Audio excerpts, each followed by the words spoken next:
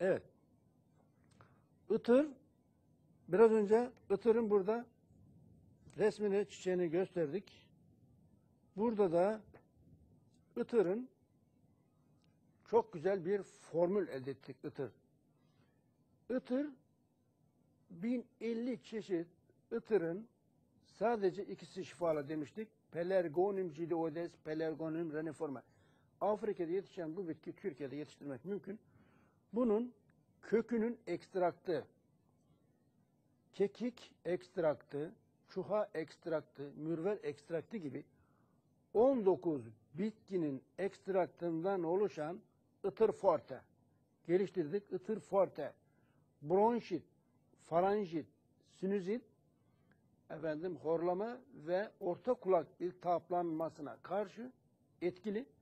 Avrupa'da 50 bin çocuk üzerinde ıtırın kökünden elde edilen tentür, şurup, damla, drajelerle küçük çocuklar tedavi edilmiştir. 0-6 yaş grubu ve 6-12 yaş grubu 50 bin kişi üzerinde denilmiştir.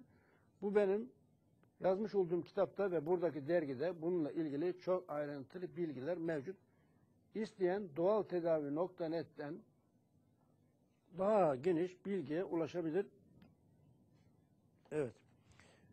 Itır yukarı nefes yolları ile ilgili etkiliyken kekik forte ise biraz farklı. Kekik alt nefes yolları yani bronşit, astım, zatüre gibi akciğer rahatsızlarına karşı etkili. Kekiğin ise Türkiye'de 52 çeşit kekik yetişir. Bunlardan bahçe kekiği, Thymus vulgaris, bunun ekstresi, Afrika ıtırı ekstresi, çuha kökü ekstraktı gibi 19 bitkinin ekstresinden oluşan bir formül geliştirdik ve ürettik.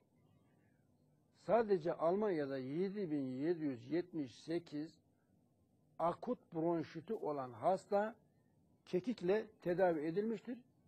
Burada dergide de zaten çok ayrıntılı bilgi var. Kitapta da ayrıntılı bilgi var.